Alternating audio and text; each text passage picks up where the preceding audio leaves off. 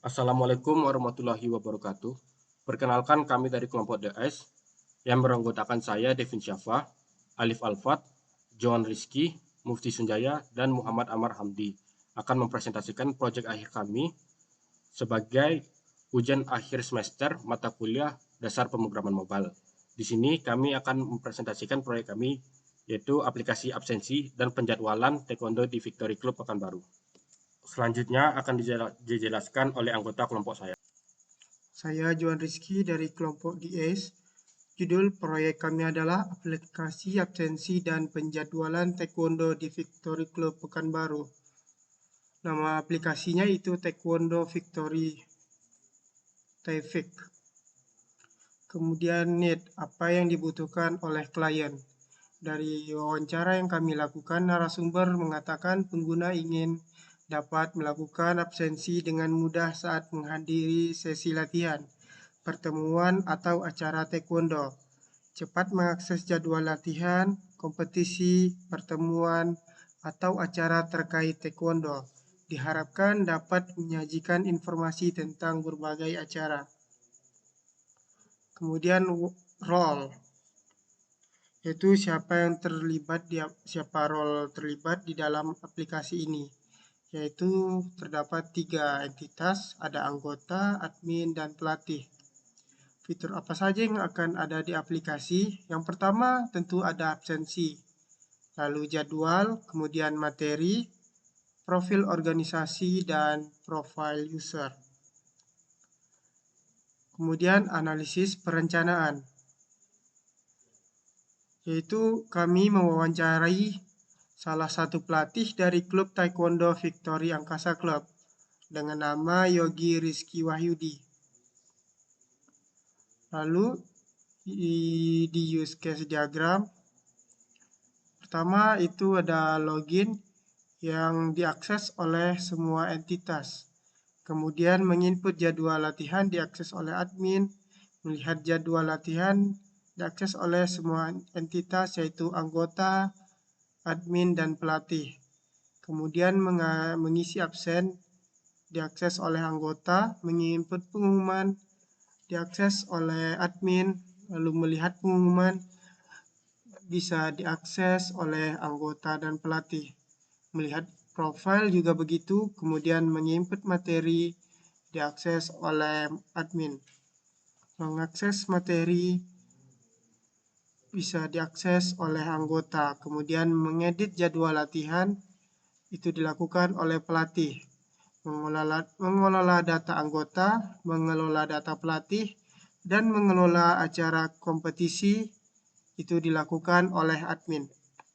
Selanjutnya akan dijelaskan oleh teman saya.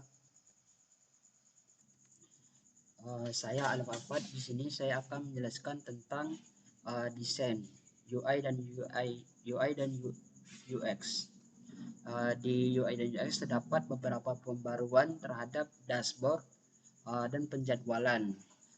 Pada menu dashboard terdapat 2 tab jadwal dan materi. Pada awalnya kami menggunakan 3 dan mengubahnya menjadi 2. Selanjutnya pada tab absen dan jadwal, sini kami menggunakan tab jadwal. Pada status berwarna abu dia berarti belum absen, dan selanjutnya ketika status berwarna merah berarti dia terlambat mengabsen. Selanjutnya tab jadwal hijau, ketika statusnya sudah hijau berarti dia telah berhasil absen. Selanjutnya ada tab user profile. Selanjutnya ada tab materi. Di sini terdapat materi filosofi, istilah, dan teknik dasar. Dan tab materi ada Shogi, Joregi, dan Chagi, Maki, dan Chigi. Dan inilah tab-tabnya.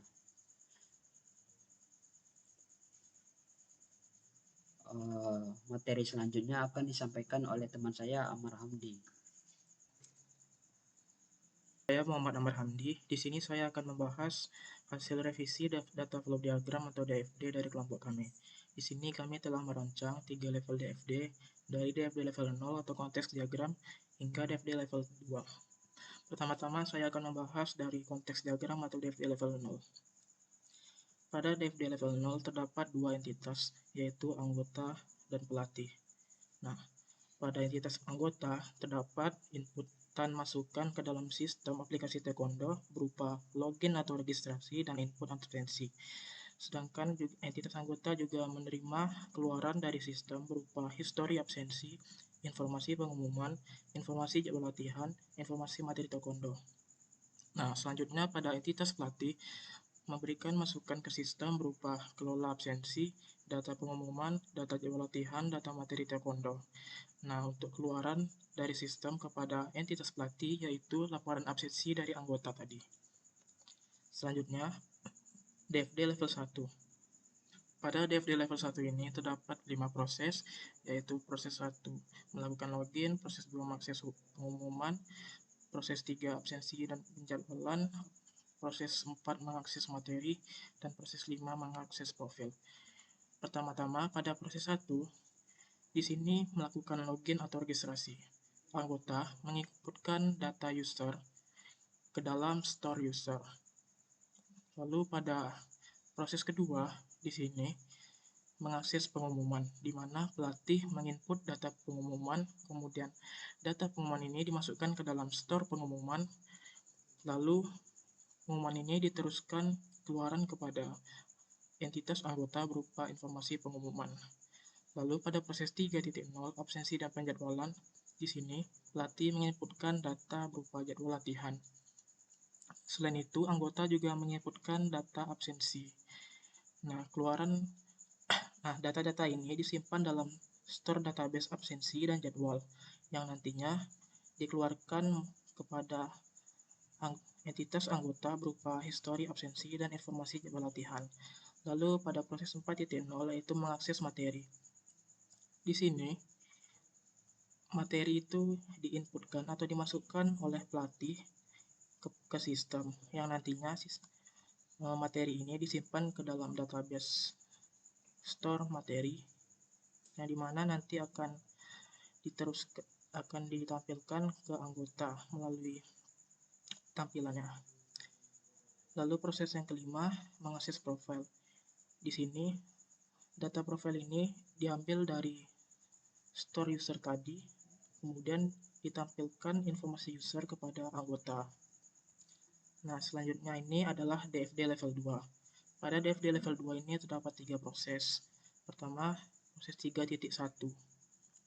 Sebelumnya, DFD level 2 ini merupakan penjelasan lanjut dari penjadwalan dan absensi. Baik, untuk proses 3.1 ada mengisi absensi. Di sini, anggota menginputkan data absensi dan data absensi ini disimpan dalam store absensi. Kemudian setelah itu dari store ini dicetaklah absensi. Nah, dari di sini maka terbentuklah histori absensi yang dapat diakses oleh anggota. Lalu proses 3.3 di sini pelatih menginputkan jadwal latihan yang mana data dari jadwal latihan ini dimasukkan ke dalam store database jadwal yang kemudian informasi jadwal latihan ini dapat diakses oleh anggota. Pembahasan selanjutnya akan diteruskan oleh teman saya. Assalamualaikum warahmatullahi wabarakatuh. Perkenalkan, nama saya Mufti Sunjaya, ADN 135-10389. Di sini saya akan menjelaskan tentang ERD dari aplikasi kami, yaitu di sini terdiri dari beberapa entitas, yaitu user, pengumuman, aktivitas, materi teknik dasar, filosofi, istilah, absensi, dan jadwal. Itu merupakan beberapa tabel yang ada pada aplikasi kami. Pada tabel user terdapat ID user, email user, password, role, nama user, tanggal lahir, alamat, nomor HP, dan sabuk.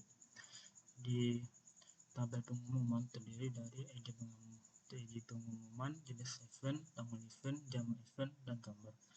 Pada tabel aktivitas terdapat ID aktivitas, ID user, ID pengumuman, ID materi, ID filosofi, istilah, tanggal akses, dan akses. Pada tabel materi teknik dasar terdapat ID materi, nama materi, gambar materi, dan deskripsi. Pada tabel filosofi terdapat ID filosofi, nama filosofi, dan deskripsi. pada tabel istilah terdapat ID istilah, nama istilah, deskripsi. Pada tabel absensi terdapat ID absensi, ID jadwal, nama user, status, jenis event, tanggal event, gambar. Dan pada tabel jadwal terdiri dari ID jadwal, jenis event, tanggal event, lokasi, jam mulai, jam selesai, dan deskripsi. Di sini user berelasi terhadap absensi, di mana setiap user akan melakukan absensi terhadap aplikasi. Pada tabel absensi terdapat for key, yaitu nama user, dan absensi memiliki relasi lagi kepada jadwal, yaitu absensi pasti terdiri dari jadwal, makanya ada relasi. Itu di sini for key-nya yaitu ID jadwal. Selanjutnya yaitu pengumuman. Pengumuman itu biasanya berada di jadwal. Jadi terdapat for key yang berada di jadwal. For key dari jadwal yaitu jenis event. Dan aktivitas itu mencatat semua kegiatan kecuali absensi. Di sini aktivitasnya terdiri dari yaitu mencatat ID user, ID pengumuman, ID materi, itu apa saja materi yang diakses, ID filosofi, apa saja filosofi yang dilihat, ID istilah, dan apa saja istilah yang dilihat. Selanjutnya di sini aktivitas berrelasi dengan materi teknik dasar, dan aktivitas berrelasi terhadap filosofi. Selanjutnya aktivitas berrelasi terhadap istilah. Selanjutnya yaitu API specification, yaitu di sini pada endpoint user yaitu metode post, deskripsinya yang mengirimkan request ke database user untuk mendaftar user baru. Parameter query-nya yaitu post API user. Selanjutnya end user lagi, yaitu metode get, yaitu deskripsi mengambil data user dari database user untuk melakukan login. Parameter query-nya yaitu get API user juga. Selanjutnya endpoint jadwal, itu metode post, deskripsinya mengirimkan request ke database jadwal untuk menambahkan jadwal baru. Parameter query-nya post API jadwal. Dan endpoint jadwal ini dengan metode get, deskripsinya yaitu mengambil data jadwal dari database jadwal untuk melihat kegiatan. Parameter query-nya itu get API jadwal. Selanjutnya absensi, yaitu metode post, deskripsinya yaitu mengirimkan request ke database absensi untuk melakukan absensi. Parameter query-nya yaitu paste API absensi. Selanjutnya itu dengan absensi juga, yaitu dengan metode get, yaitu deskripsi mengambil data absensi dari database absensi untuk melihat rekam absensi. Parameter query-nya yaitu get API absensi. Selanjutnya itu pada endpoint materi terdapat metode get, yaitu mengambil data materi dari database materi untuk melihat data materi dasar. Parameter query-nya yaitu get API materi. Dan selanjutnya endpoint filosofi, yaitu dengan metode get, yaitu mengambil data filosofi dari database filosofi untuk melihat daftar filosofi. Parameter query-nya yaitu get API materi. Selanjutnya endpoint istilah, yaitu dengan metode get, deskripsinya mengambil data istilah dari database istilah untuk melihat daftar istilah. Parameter query-nya yaitu get API materi. Dan endpoint pengumuman itu terdiri dari metode post, mengirimkan request ke database pengumuman untuk menambahkan pengumuman. Parameter query-nya yaitu paste API pengumuman. Dan selanjutnya metode get, yaitu mengambil data pengumuman dari database pengumuman untuk melihat pengumuman. Parameter query-nya yaitu get API pengumuman. Dan selanjutnya yaitu dengan metode delete, deskripsinya yaitu menghapus data pengumuman dari database pengumuman. Parameter query-nya yaitu delete API pengumuman. Sekian dari penjelasan saya, selanjutnya akan dilanjutkan oleh teman saya. Baiklah, selanjutnya saya akan menjelaskan skenario testing dari aplikasi yang kami buat. Berikut ini adalah tampilan loginnya. Sebelum login, saya akan menjelaskan kami menggunakan MongoDB sebagai database-nya. Connected to MongoDB. Jika sudah, selanjutnya kita akan registrasi akun atau daftar akun terlebih dahulu. Devin sebagai nama, lalu emailnya adalah devinsyafa@gmail.com. Memasukkan password, kita akan membuat netes. Tekan daftar. Ini tandanya berarti registrasi kita sudah berhasil dan sudah tersimpan di data MongoDB. Lalu kita masukkan email kita yang kita bikin tadi, yaitu devinsyafa@gmail.com, dan passwordnya tes. Berikut ini tampilannya. Data dari registrasi user tadi akan tersimpan di MongoDB yang sudah kami daftarkan. Berikut ini tadi nama Devin dan email devinsyafa@gmail.com dan password tes. Dan pada tampilan aplikasi kami ada 3 tab. Yang pertama home, info organisasi, dan profil. Di halaman home ini ada materi. Jika ditekan akan muncul ada 5 materi dasar yang jika ditekan akan memiliki teks atau materi yang berbeda seperti Seogi, Jirogi, Chagi, Maki, dan Chigi. Nah, di info tersebut juga ada kontak person, hubungi via telepon atau WA dan kirim email. Di profil ada juga edit profil dan logout. Terakhir ada pada screen jadwal. Di sini kita bisa menambahkan jadwal. Pertama kita akan mencoba bikin turnamen pada tanggal 16 Januari 2024. Tambahkan jadwal. Di sini akan muncul di bawahnya. Kita bisa mengisi absen.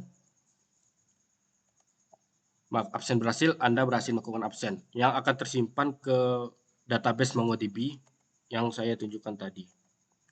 Dan di sini absensi, materi, dan user. Sekian demonstrasi project aplikasi kami.